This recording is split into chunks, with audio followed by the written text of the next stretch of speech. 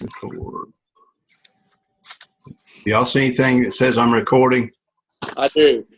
Does it say I'm recording? It does. It's so embarrassing. Every time I come on with this Zoom, am I on? Am I on? Okay, today is April 28th, 2016. This is the Zoom, the last in EDLS 702 for Section LZ and Section L2Z. I had the opportunity, honor, and privilege to work with 13 students in the doctoral program at Gardner-Webb and have appreciated their hard work. And we have 4 of those folks joining us live tonight. And or 3 of you, I can't see but 3 of you now. Did I have 3? Mm-hmm. Okay, so James King, Kim Deckant, and Carla Murray. Carla gets the prize because I don't think you've missed a single one. You've been very wow. Thank you so much. And I know, Kim, you tuned into several. And James, welcome to the maiden voyage. And I know that you listened in on the link, so I appreciate that. Absolutely. My purpose tonight is a simple summary of what the course has been about. Just some last minute comments. I had tried to decide whether or not I had time to go into any real big topics we hadn't covered, but I decided that I couldn't do that justice anyway, so I would try to hit high spots of things that we'd covered. It's been an exhaustive course in terms of the breadth of all the topics we've tried to cover, but it's a very important course. And when we began several months ago, we started out by talking about the purpose of the course, which is the document that I have up on the screen. There are many, many purposes to why this is part of your program. Quite often, folks will either have a strong curriculum type background or they'll have a strong management type program background. It's rare that they have both, the management piece and the instructional piece. More and more, I'm finding that a lot of folks in these doctoral programs have the curriculum background, but not necessarily the management piece, operations kind of thing. So one of our chief purposes for the course, of course, is to expose you to management, operational kinds of things related to all these areas we've looked at.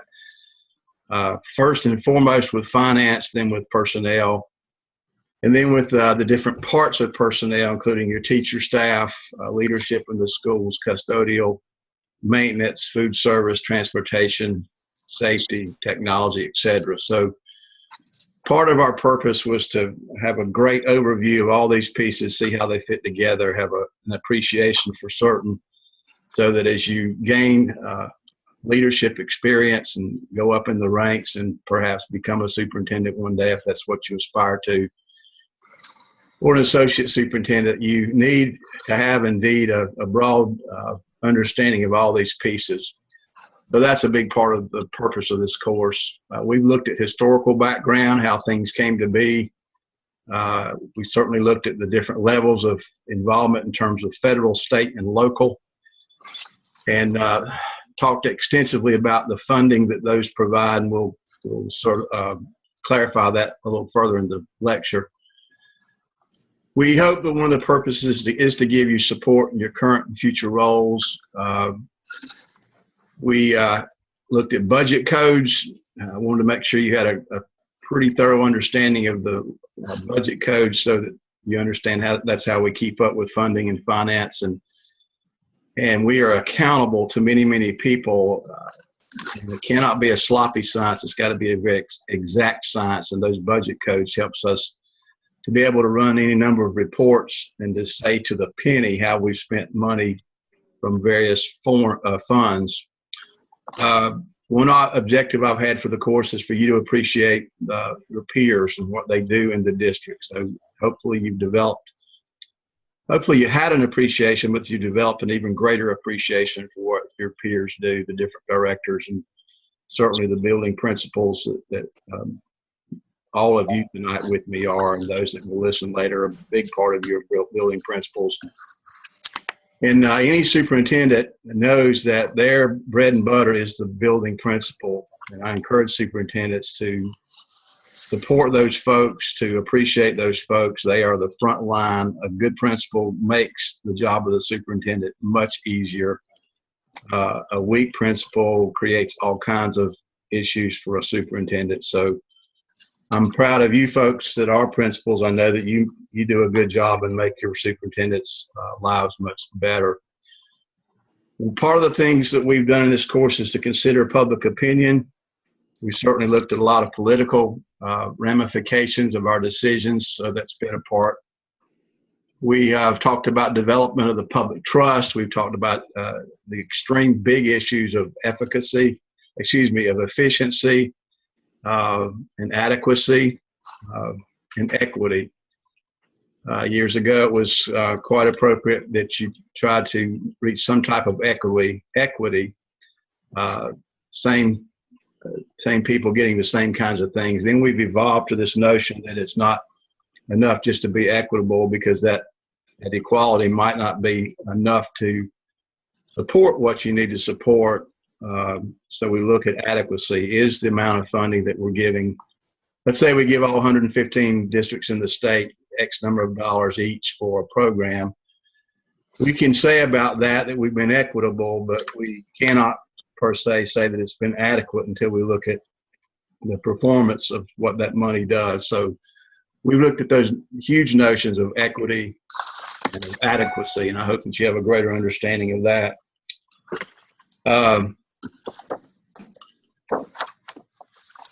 We've also looked at a lot of documents, and we've learned how to hopefully work smarter, and we've looked, I hope, at our own attitudes about financial resources and influences.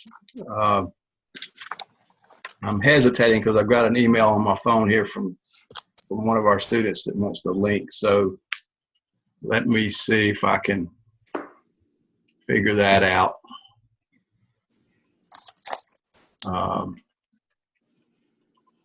Any of you got the smarts to send a link to Kim Kelly? I'll send it to her. Can you do that? Okay, so in addition to these general things we talked about early in the course, if you went back and looked at the syllabus, which I don't have in front of you, but if you went and looked at the handbook, when they describe this course, they talk about it being an operational and managerial module. We've talked about that already. And they also state that it's a financial and facilities leadership and organization type course. The bottom line, of course, is the management of large monies, financial responsibility, financial efficiency. So the efficient, effective management of resources has been a big part of what we looked at. And then absolutely, the issue of good planning has been important. We've tried very hard to talk about the value of pulling the right team together, of being inclusive, collaborative, inviting to other members of your team, and then that team creating a very purposeful process of planning, long range and short range, and all the areas we've looked at: construction, curriculum, facilities, food service, all the areas we've looked at. You cannot do well if you don't do a good job of planning. We talked at length about how schools are funded and efficient use of money and the avoidance of waste. It's a misunderstanding to believe that if you put enough money into something that it's going to be successful. It's also a misbelief if you don't adequately fund areas. So you have to examine putting money into programs from a variety of viewpoints and make sure you are being wise with expenditures. You've heard the old adage, you can be penny wise and pound foolish. And so you have to make wise investments, and it does take money to make money, so to speak. So I hope that you're not one that wastes, but I also hope that you understand wise investments pay off in huge dividends. This course is also about the examination of theories of shared leadership. We looked at broad concepts like educational specifications. You had experience doing that. We've looked at financial and educational planning, as we've said, organizational management of those big areas like transportation, food service, custodial services, maintenance, school-wide safety, all those issues. And then we've looked at a number of laws and procedures, policies, et cetera, that relate to all these subjects. So just to refresh ourselves about the reason for this course, and to perhaps again say that there's extreme value in all of these areas, and I hope that you picked up a number of new ideas and certainly enlarged your perhaps amazement at how much has to be done. Running a school is a complex issue, much more complex in the past few years than it was 50, 60 years ago. A whole lot more accountability, as you know, dozens and dozens of issues to consider that were not issues to consider years ago. So it's a complex process and a complex leadership role that you perform. I think you would agree with that. So now let me try to pull up another document.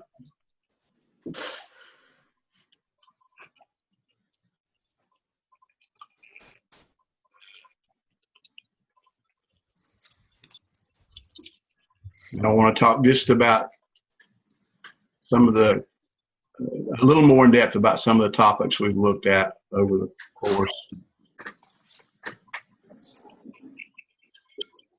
And you've seen this document many, many times. I hope that it's, I guess this sounds a little silly, but it's probably been by your bedside. Hey, Kim, Kelly, Hi. doing this.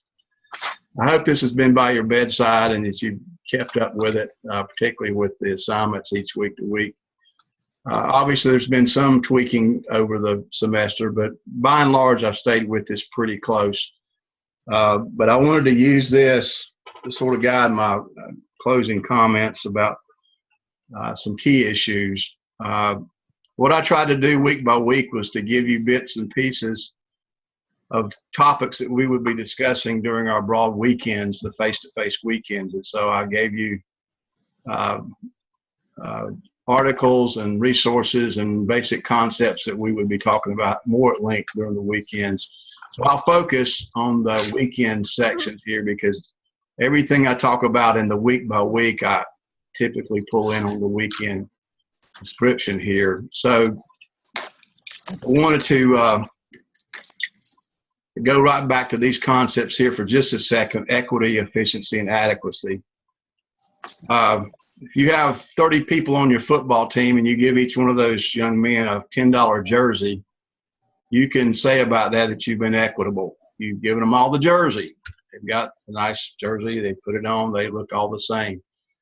However, you can't boast that you've been adequate, that you provided for that football player the amount of equipment that they need, the shoulder pads at the right density, and the helmet with the right NOC certification on it, and the knee pads and hip pads. So if you want to go further in talking about how you equip that player, you have to talk about not only is it equitable, I'm giving everybody the same type of equipment, but I'm giving them what they really need, which is what we describe as adequacy. The same thing applies, many examples, to a classroom. You can say that we've allotted one teacher for every 30 students, and we've done that across the board in all our schools. And you could say about that we've been equitable, but you cannot say with regard to that action that you've been adequate. So you know the difference here, but that is a primary reason we wrestle with resources, is we want to be more than just equitable. We want to be very adequate. We want to exceed adequacy so that we can produce classrooms of students that thrive and do well. At the same time, there's a limited amount of money, and so we go into this issue of efficiency. I am amazed, and I think I've told you, but you probably figured it out. I'm rather conservative when it comes to fiscal management. I think we waste a lot of money in government. That is not to say that there aren't wise ways to spend money, and there aren't times when you need to spend big money. It is to say that you need to look closely, and I've already gone over that.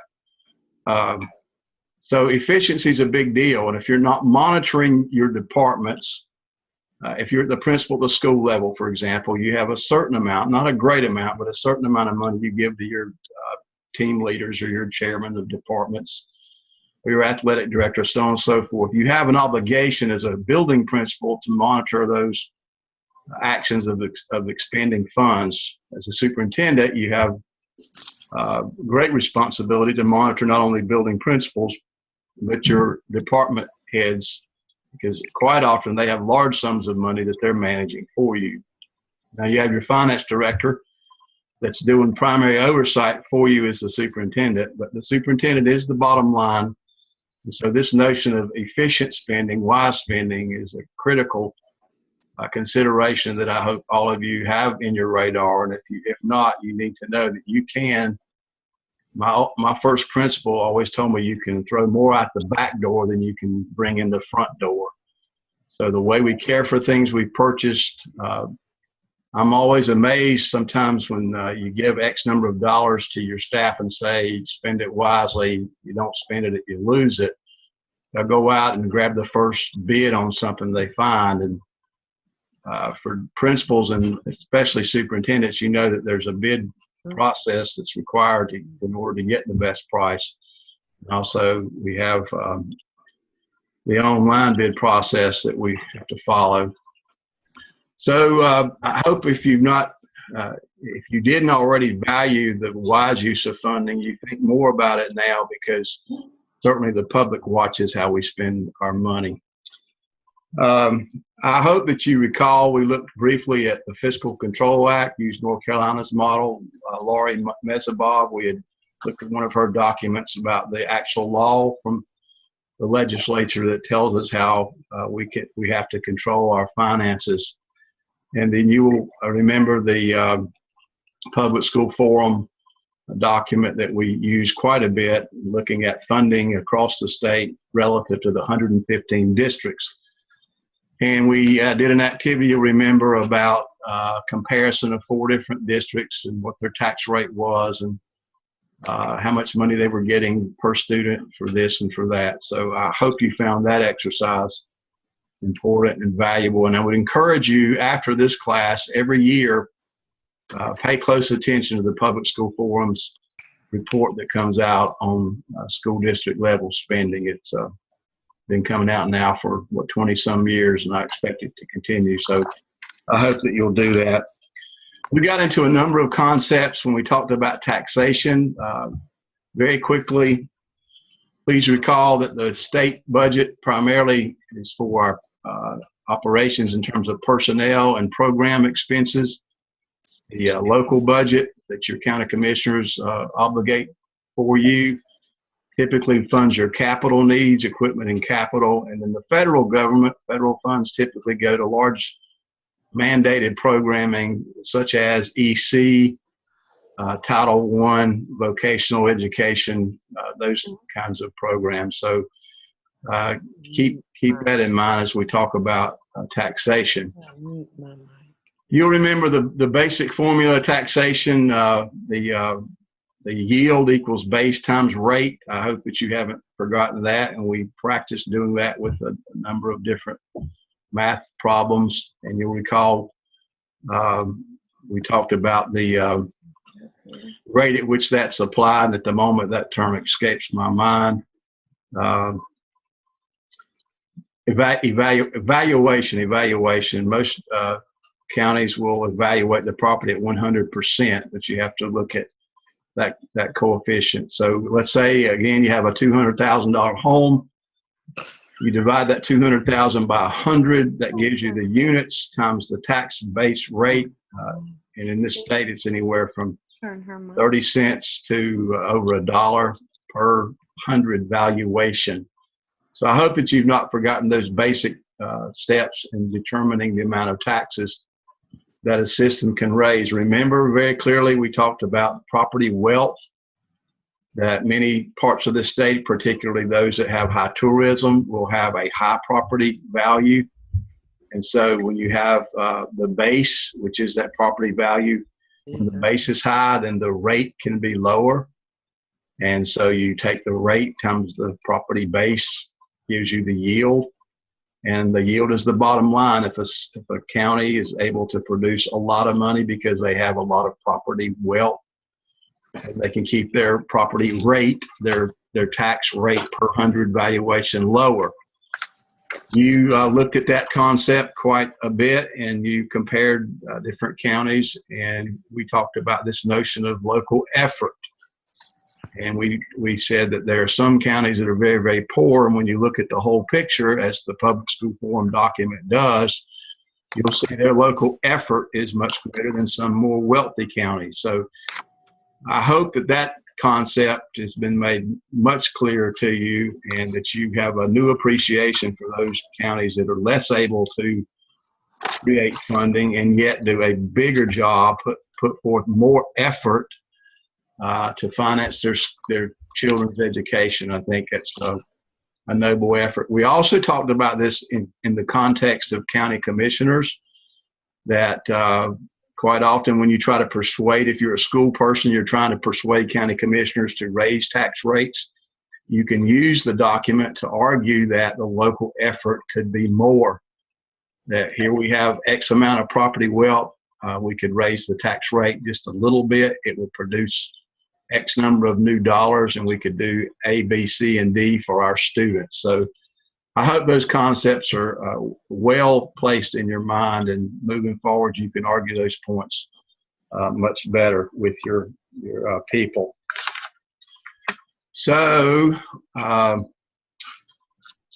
we looked at different legal cases. We did talk about the district effort comparisons just now. And I talked a lot about the role of the school board members and the commissioners, the board of commissioners. I showed you a number of county documents, the county manager's budget message. Recall, please, we looked at several PowerPoints as an example from Catawba County on how the budget planning process goes. So I trust that that's been helpful information for you as well. We also talked about funding formulas. One of the first things you have to decide as a state, at the state level, is how you're going to allocate certain monies. And they come to us in a variety of ways. Some of them are by formula. You allocate a teacher for every 21 students in K through 3, or you allocate a teacher for every 26 to 29 teachers in 4 through 12. You have allocation formulas for teacher assistants. You have allocation formulas, allotment formulas for principals, assistant principals, so on and so forth. You also get money in a box, so to speak, a box of money in terms of a category of money, like Title I money, 069 at-risk money, 032 is EC money. And remember, I'm quoting PRCs right now, program revenue codes. We look closely at the chart of accounts. I hope that, I know as a principal you've had some experience with that. If you're at the district level, you've had even more. We talked about the dozens and dozens of ways DPI does reporting.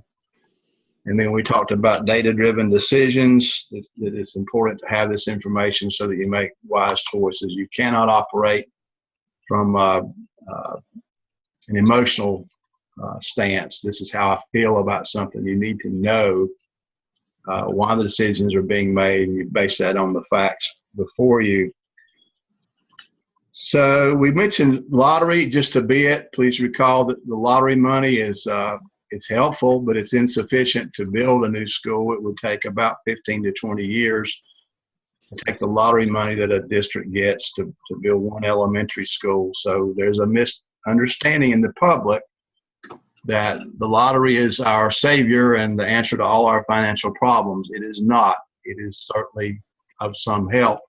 It can let you accomplish certain smaller projects. But in terms of building nice new schools over a period of years, it just doesn't happen because of lottery money. I hope you remember this issue of salary exceptions. There's a site that your financial people and your personnel people go to daily, looking at licensure salary exceptions.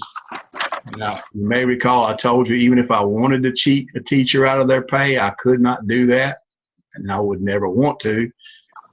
Sometimes they think you do, but that's not possible because there's so many checks and balances at the state level that will not let you clear these exceptions until you deal with them properly. So I hope that you're familiar with that.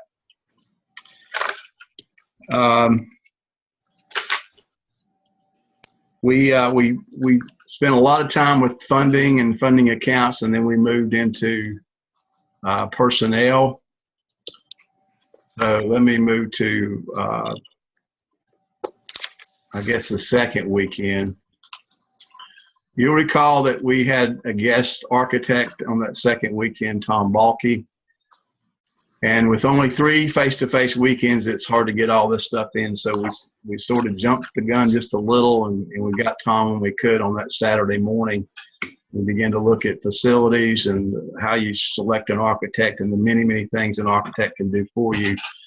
And then we switched back to trying to put together the personnel pieces that we needed to talk about. But prior to that, let me go back to the finance for just a minute. I got ahead of myself. There are a number of finance functions that you need to recall that they're in charge of. Obviously, one is payroll. You want your teachers paid on time, your other staff members paid.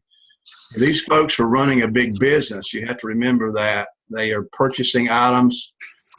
So they have purchasing agents. They're looking at the benefits, and they're looking at fixed assets, inventory, keeping up with things. They're dealing with contracts all over the place and bidding. So finance people have a large staff typically. For good calls, they are managing a lot of different things. There's also some carryover and blending between personnel and finance, and quite often it's hard to tell unless it's clearly delineated who is responsible for what in terms of people. The personnel obviously would post job descriptions and vacancies and new positions, and they would do the interviews, and they would finally recommend to the board someone to hire. But at the same time, payroll has had to be aware of the process, know that we have to have a fund to pay this person from. They have to be involved in setting the salary. So the point is, finance and personnel have to be extremely communicative to each other, and there needs to be a level of trust, and there needs to be clear definition of job responsibilities, and there has to be some notion of flexibility, because it's not always just cut and dry as to how it should be divvied out. Some districts will do it quite different than other districts in terms of who manages, for example, insurance and benefits. Sometimes that stays in the personnel department. Sometimes that goes to the finance department. So as a superintendent, you have to work through that, think through that, and evaluate that, assess that. Is it set up the best way that it needs to be set up? So just know that it is an area, this relationship between finance and personnel, it can be sticky.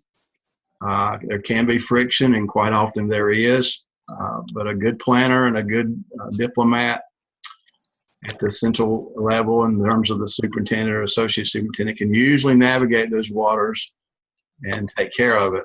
The worst thing you can do is ignore the issues of friction or incompatibility or lack of defined roles, etc.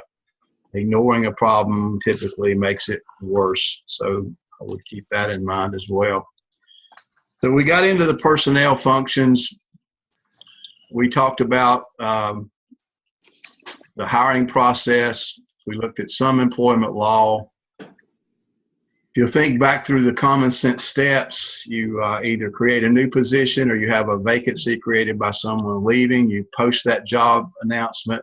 You do due diligence to determine who you're going to interview. You do the interviews. You typically use a question protocol so that all the applicants, candidates are asked the same questions. You typically get a team of people to help with the interview so that there's buy-in from your staff or your district level leadership.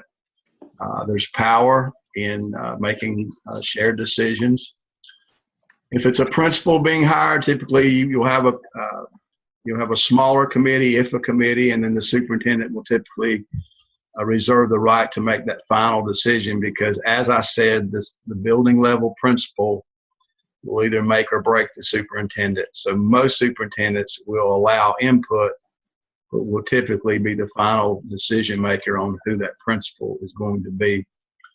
But in your school settings, typically as a principal, you will involve staff at least early on to help narrow the field down, and then quite often the principal will still reserve the right to make a final decision on the hire as well. That's evolved quite a bit over the years.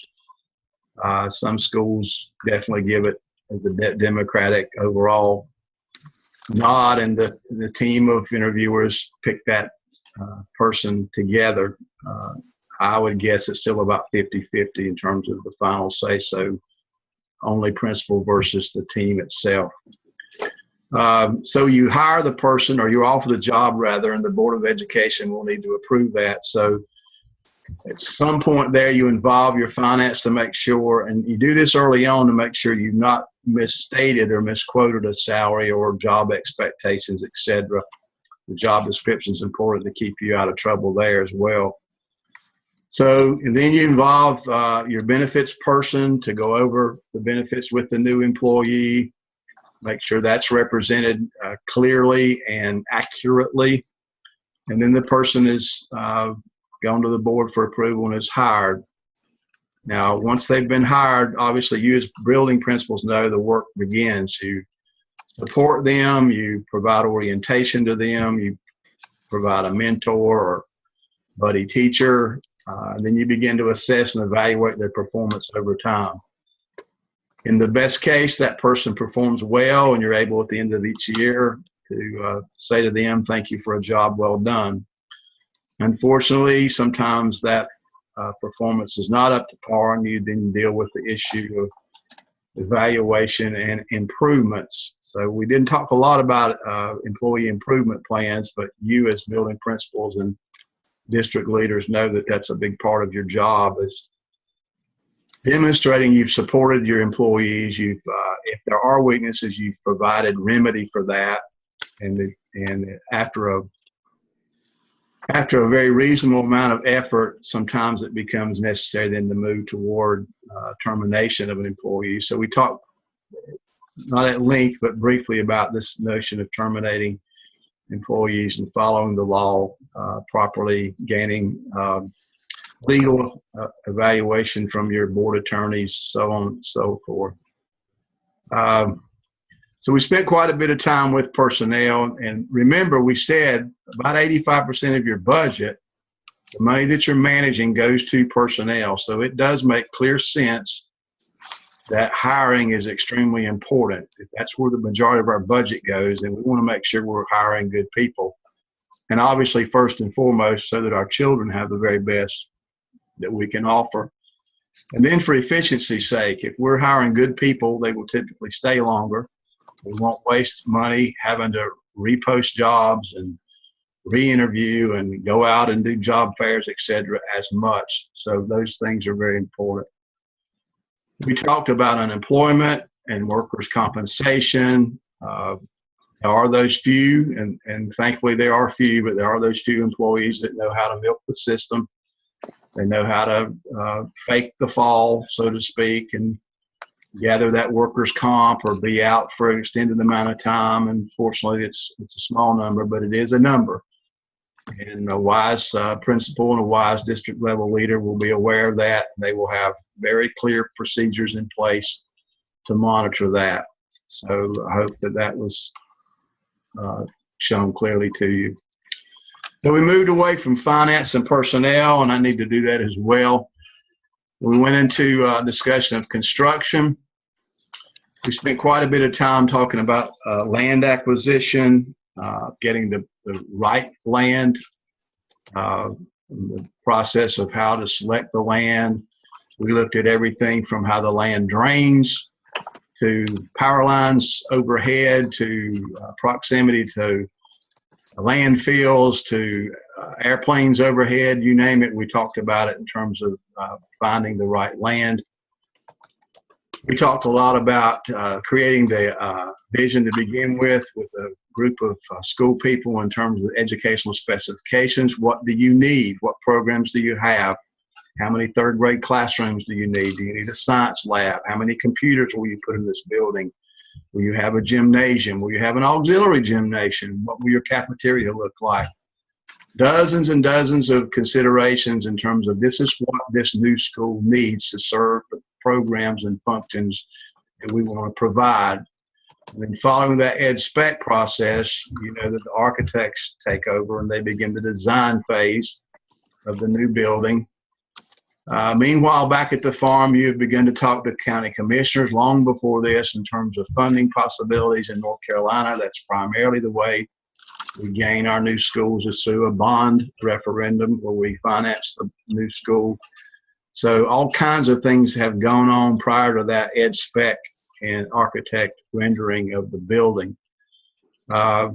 Once we have gotten the funding arranged, once we've designed the specs, once the architects and his team or her team has gone and drawn up the school and begun to formally visualize what takes place, then we eventually get to this process of bidding, and we go out to bid. We send out to the various construction contractor type people bid specifications, what this building is and what it looks like, and what it contains, etc. They go to work and determine what it's going to cost them to build this building, and they figure every single inch of wiring and every concrete block and all the yardage of concrete that's poured and down to every screw and nail that's put in the building. And so they come back within 6 weeks or so and they provide bids, and then the bid openings occur and somebody's going to be awarded the bid. We talked a lot about how contentious that process can be and how political that process can be when you have local contractors that don't get the job. So I hope that your eyes were opened a bit when we talked about the bidding process and the awarding of the contract. So we've awarded the contract to ABC Construction Company, and then we begin the actual construction of the building. We spent quite a bit of time talking about the oversight that you as a district need to have your own person on site managing the building process, doing daily oversight. The architect will have their representative on the ground as well, but not nearly as often unless you have paid additional monies for that person to be around more. We also talked about the fact that if your district is small and you don't have the right person, then you can contract. There are companies that provide construction management at a cost, of course. It is not wise, when we talk about spending money wisely, it is not the time to be tight-fisted. You need somebody, you need to pay somebody, whether it's your own person or an outside agency, to be at that site daily and to watch that construction supervisor that's employed by the contractor. If you're not doing that, you're not going to get the kind of job that you are paying for. It's just the way it works. And obviously there's outstanding contractors, and then there are others that aren't so outstanding. So if you're like most districts, you don't build a new school that often. Large districts perhaps do, but most districts in the country are relatively small, and so to build a new building is a big deal, and you don't want to mess it up. So having the right supervision is absolutely critical. We talked about change orders, that despite your best efforts, there will be things that come up in your construction process that somebody did not think about. A door may need to be moved, and another window needs to be added, or we thought that terrazzo was what we wanted in this area, but come to find out we need to just do VCT tile, for example, or the lighting that we ordered is not really what we need. Just any number of things can occur that a change needs to take place, so that they then issue a change order. All this is kept up on a monthly basis, and when you meet as a team, they will go over any and all change orders that have occurred, and they will assess who's responsible for it. If it's a mistake by the contractor, they will typically pay for it. If it's something that the owner the school district has left out, then obviously the school district will have to pay additional money for that change order to take place. We talked about liquidated damages, typically tied to this notion that the building is to be done at a certain date, and if it is not completed by a certain date, then they are assessed a daily fee, a penalty, if you will, for not having the school building done on time. So that's what we mean by liquidated damages. And I gave you several personal examples about that with the construction of a new middle school that we built. So we spent a lot of time with construction. You know, the Earthman text we reviewed several times in Zoom. I hope you took time to listen to the Zoom on Earthman's text with facilities, and I certainly hope that your knowledge has enlarged from those conversations, both in class and from the text and from the assignments. Well, when you think about operations and management pieces, we build a nice school, we get the kids there, and we typically get them there in terms of a bus or the management of car traffic. We'll go into transportation in a little bit, but once we get them there, we want them in buildings that are clean and attractive, well cared for, they're safe, there's not any known danger. So we talked at length about this custodial function and this maintenance function. I gave you several documents about ideal handbooks regarding those processes. If you've been a building principal long at all, you understand that you don't always get the ideal candidate as a custodian. I made this analogy in class. When I talk to custodians, I've always told them you have the opportunity to be the hero in this building. Likewise, they have the opportunity to really cause your life to be difficult as a building principal. You cannot tolerate a dirty building. It's no matter what else you do great, if your building is unattractive and nasty when people walk in, it nullifies everything else that you've tried to do. So cleanliness, good repair is essential, absolutely required. So getting the right custodians, training them properly, supervising them, treating them with respect and dignity, motivating them, evaluating their performance, getting rid of them if they're not doing the job. All those personnel issues are critical, and the building principal needs to step up and take care of those. Likewise, the superintendent needs to support those principals. When they have good people, praise and honor, and when they have weak people, they need to help get those folks out the door. There's a lot of training that needs to take place with your custodians. We talked at length about that. The material safety data sheets, the training on use of equipment, use of chemicals is extremely important. Typically, you'll have some of your workers' comp cases with your custodial staff because they're working with equipment. They're bending, they're lifting, etc. So you need to be have processes in place that very much take care of the physical needs of the people, and somebody's evaluated the schedules, the workload is evenly distributed, so on and so forth. We talked at length about the same kinds of things as it relates to maintenance workers. So let me catch up with where I'm supposed to be here. I'm talking a lot now just from memory.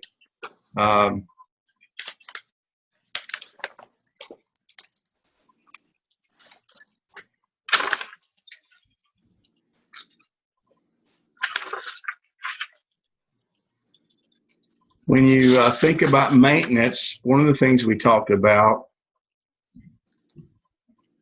is that quite often districts, if they're not careful, will hire generalists, people that are sort of kind of handy, but are not much more than glorified materials handlers. You don't want that. You want to build your maintenance department with craftsmen. You want to have a person that's skillful in HVAC, heating and air conditioning. You want a good plumber, someone that clearly can do the plumbing repairs that you need. You want electricians, licensed professional electricians on your staff, particularly if you're a larger district, but even a small district. There's not but so many handymen or handywomen that you can deal with, because you need somebody with the critical skills to do the work, even in a small district. So I caution you to be careful when you're replacing people, especially. You have an opportunity when you have a person retire, for example, or for whatever reason, a person that quits, you have an opportunity to hire a craftsman in their place. So please do that. Spend a little more money and hire you an electrician or professional painter. You don't want somebody, I painted some when I was a young man and was building my first house. You want somebody that has done it a lot as a profession if you can get them. We talked about contracting certain services out. Your district may not have some of these craftsmen, so you'll be forced to contract some services out. Depending on the negotiation process, you can sometimes contract maintenance services and custodial services for that matter, but you need to be very careful about who you align yourself with and the conditions of the contract, or you'll spend more money than you would have to have the services in-house. Same kind of issues, personnel issues pop up with maintenance people, workers' comp claims. Make certain that they're typically wearing protective garments if they're working in, for example, if you had a welder on staff, that would be atypical unless it was a large district. But you'd, for example, certainly want that person to have the welding gloves and the right goggles and the torches and the oxygen tanks and all those things that you want good equipment. Otherwise, you're going to get people hurt. So hopefully you've got people, your maintenance director, that's taking care of those kind of issues, but there needs to be some occasional oversight by the top people to make sure that we're not putting our employees at risk of harm or danger. It translates down to the building level in terms of slips and falls and exposure to certain chemicals, cleaners, etc. So both custodians and maintenance type people, there is an elevated level of responsibility in terms of their physical safety. Typically, a classroom teacher wouldn't be exposing themselves to chemicals, for example. They could with some cleaners, but not nearly as much as a custodian, for example, and would not typically be lifting large cases of materials, for example, or would not be operating a backhoe or any number of things. So proper training, equipment, safety training, all those things are important with your maintenance personnel. So we talked at length about custodial services and maintenance services. A big part. You get the kids to school, you want them in clean, safe, well-repaired buildings. And so it takes all, as I like to say, it takes all God's children to make the world go round. You need these good people in terms of these custodial maintenance roles. So once we've got them there and they're learning and the building's safe and attractive, then we have to feed them. And so we got into this child nutrition process briefly the last weekend, and then I did the last 2 weeks Zooms on child nutrition. If you haven't listened to the last 2 weeks, please do so. We went over a lot of things in terms of USDA, United States Department of Agriculture. We talked a lot about finances with food service. The major source of funding in your school nutrition program is the free and reduced lunch reimbursements. And so we talked about the way meals are planned, and that for that to be a reimbursable meal, they have to take certain amounts of vegetables, fruits, breads, milk, so on and so forth. So you're probably not going to be a food service expert, but please understand and please spend some time with child nutrition issues. Your cafeteria workers they're like the sunshine of your school. They can be those who help you greatly or those that hurt your image greatly. And so a good food service director for your district is essential. We talked about training that they have to go under. and participate in both the district level food service director and the school level building cafeteria managers and the cafeteria workers in your individual schools. We went over that in the Zoom as well. There's a number of things that can go wrong when you look at school food service in terms of issues of safety. Obviously, foodborne illness is the big one. Sadly, we have to talk about biohazard issues. We have people in this world now that would love to poison groups of children. That you don't hear about that often, but that could happen. So you as a building principal and a district leader have to make certain that your school food service people are on top of those kinds of issues where food could hurt the health of children, spoilage, intentional hazards placed by an intruder, even down to food brought in by well-intended parents. Most districts have a policy against you bringing food in for a class party, a birthday party that's been prepared by a parent. It's typically, I don't know of anywhere now that would allow that. They typically will say it's got to be commercially prepared and purchased. And many systems are doing away with the option altogether, which may be a wise course of action considering the days in which we live. I think I shared with you, my mother was a cafeteria manager, so I've always had a special place in my heart for those folks. They work extremely hard. They're typically not paid that well. They are typically part-time employees, so they do not get the benefits that other school employees get. I've encouraged you to think about combination jobs of putting cafeteria people on buses, for example, if you can work that out to create enough hours to justify full-time benefits. They're good folks and they work hard, so I hope that you have an awareness that really to use part-time help and not help them to evolve at some point into a full-time role is, I think, negligent on our part and sends a message that we really don't value that person. So I know it's a complex issue, but I would encourage you to look at ways you can validate themselves as good employees and move toward full-time benefits as you can. And we all know with downsizing across companies in America now, that's not the trend. The trend is to create part-time work and to do away with benefits. I'm telling you that school people will be much more loyal and stay with you long-term if you can create a win-win for them.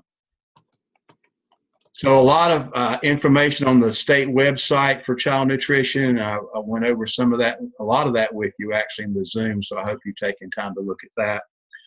I'm going to move quickly and summarize and finish up. We then looked at transportation a lot that third weekend. And there's a number of things I would say to you about that. You need to be very familiar with the way your bus routes are created. You need an awareness of in North Carolina, and I would suppose in South Carolina, a similar product, the TIMS Transportation Information Management System. You need to know how that works. You need to know how it dovetails with your local city and county GIS system. That's how the mapping is downloaded into the TIMS. You need to let somebody at that level show you how routes are created. If you're a building principal, you need to make certain the person you have in charge of your buses does due diligence in their oversight. If not, you'll have drivers padding their times. You'll have them running roads they shouldn't be on, which if something happens, then they're not covered by tort liability insurance, for example. I'm amazed at how many schools just kind of sort of hope that the bus routes do okay and they don't do deliberate intentional oversight like you should. So fortunately with today's technology, you can put devices on these buses that will show you every time that bus is turned on, every time it stops, the distance between stops, how long it was sitting idle, etc., so forth. The ideal is to put your AP, assistant principal, on those buses a couple times a year at least to let them watch the habits of those drivers. Sadly, but truthfully, what gets observed and measured gets done. So if your drivers know, for example, that in 5 years nobody's ever ridden my bus, I can pretty much assure you that their habits are sloppy. They're doing things they shouldn't do. They're stopping every 100 feet. They're going down roads not officially on their route. They're any number of things. So you need to make sure oversight is taking place.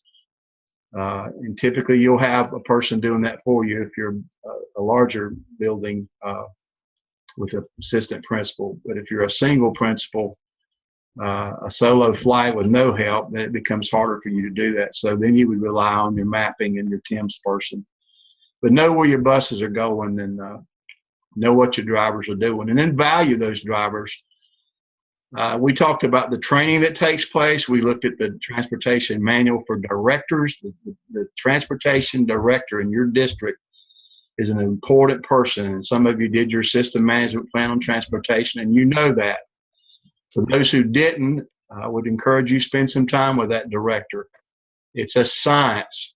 We talked about and we showed you the process of the monthly maintenance, the 30-day maintenance that's done on those programs of buses.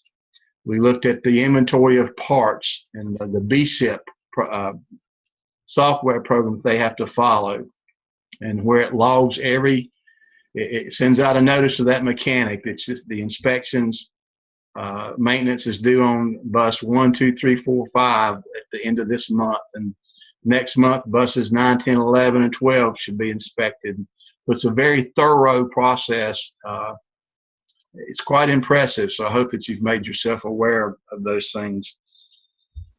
The training of mechanics relative to their inspection capability was an important concept we talked about. The cleanliness of the shop, the necessary tools, the bus garage itself is a key issue that I hope that you're very familiar with. At summertime refurbishment of buses, quite often there are paint booths at a lot of districts. They'll repaint buses, they'll rebuild engines, they'll typically wash every bus in the district. So it's a huge process that takes place. If you are foggy and have no awareness of transportation, you're going to have some missing links. So as a district level leader later, I hope that that's a big part of your oversight. We spent some time, and I'm getting close, I promise. We spent some time with school safety, and we talked in terms of the building itself, slips and falls, wasp nest on playgrounds, jagged edges on furniture. We talked about building safety in terms of intruders. We talked about building safety in terms of management processes, moving traffic, checking people in and out, identifying people with cameras, so on and so forth. A number of safety management pieces must be in your building. So a big part of operations and management these days is school safety. So please keep that in front of you. And we said this: the number one concern of all parents is that their child is safe. When I drop them off at school or I put them on that bus, my number one hope is that they are safe and they come back home to me as good or better as when I sent them to your school. There's a trust factor, and it's one that we should take very, very seriously and do a good job with, and I know that you do that. The last thing I want you, and so I've sort of walked through the document. I think that you will recall the assignments. There were 15 total assignments. I won't take time to go back through those, but obviously, you know, on this far right column, I enumerated those, so I trust that that's been taken care of or will be taken care of. And please recall, I've asked you to submit everything no later than midnight on, I believe it's Tuesday, May the 3rd. So there's emails to that effect. The last thing I want to do, if I can pull it up,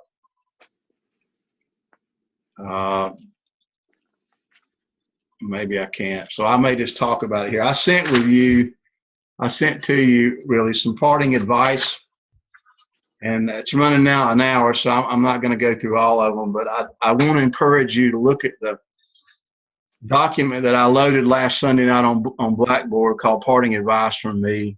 So I'll hit just a couple as I close out. Although you cannot be an expert in every area, You must know enough to ask the right questions. You'll recall I've said that several times. And to hire people who can be the expert in your district. You can't be an expert at everything, but I've said for you to develop your skills to an expert level in some areas, because you want to be the go-to person that other people see as an expert in certain areas. It increases your credibility, increases your value to your peers, and it gives you a sense of purpose. Networking and relationships matter. Act with integrity, honesty, clarity, and respect. Don't confuse style for substance. Folks, we have way too many people that are phony. Be real in the way you do your jobs. Be honest. I've said that charisma and charm will carry you for about 10 minutes. After that, you need to know something. So I hope that you'll be people of integrity, and I know that you are. Treat the public's money better than you treat your own. Use common sense, seek competitive pricing. I've talked a lot about those issues already. Read and monitor budgets. Make decisions on what's best for kids. That is not to say that you ignore the needs of teachers. It is to say that your decisions need to be based on the common good of your children first.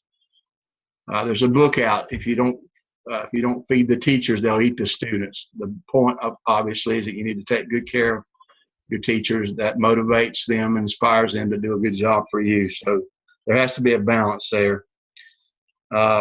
Keep kids safe. Surround yourself with competent, caring people. So on and so forth. So for the risk of going too far and too hard, I'll close with that. But please take time to read the parting advice. I'm not all wise, but I've spent 38 years now trying to figure some of this stuff out, and tried to give you tidbits that I think will help you on your journey of leadership. And let me end with this one. In the end, family matters most. Do your best to keep family needs met. You have a job to do, yes, but in 10 years, the band director will forget that you didn't make it to the third concert of the year. But your son or daughter will not forget that you missed their awards dinner. It's hard to make it all fit, but make sure your family knows they matter. You are professional people. You're highly engaged, extremely committed, and I understand the rat race. I've lived it my entire life, but I can tell you when we all spend our final hours, we will probably not say, I wish I had worked more. And we all know good hard work is noble and right, but we will wonder if we balanced it correctly. So I don't know how it's best done. I've tried my entire life to figure that balance out, but I would encourage you, keep your family on the front burner and do your best to balance it with all this work that we have to do. I have enjoyed your class immensely. I hope that you've learned a lot. I know that you've had a lot to read and a lot of work to do. I hope that we've paced it well for you so that it wasn't entirely overwhelming. Again, get your assignments in so that I can properly finish looking those over and give grades out on Friday, May 5th. Remember, May 21 is the date for Dr. Uri's next course for you, EDLS 704. I've shared with you the textbooks you need. If that's gone by the wayside, let me know. I'll send it again. There were a number of things he put on Blackboard for you to look at, so make sure you've done that. Any comments from my faithful four that you'd like to say or ask? Well, you're impressive people. I know you've done great things in your professional lives already, and I know that you're going to do even greater. I stand ready to help you anytime I can. You've got my numbers. My intention is to keep your names on my radar and look for great things, and also for opportunities to help you in the future. Thank you. So, Dr. Redmond, Yes. thank you for teaching the class, and will you be teaching any more of our classes? I don't know that yet. I would hope so. I'll just have to see what Dr. Uri says. But Okay. I hope that wouldn't be offensive if I do. No, thank you, Dr. Redmond. Thank you, Thank Jane. you. It's been good. Enjoyed care. it. All right. Thank Bye-bye. you. Bye. Bye.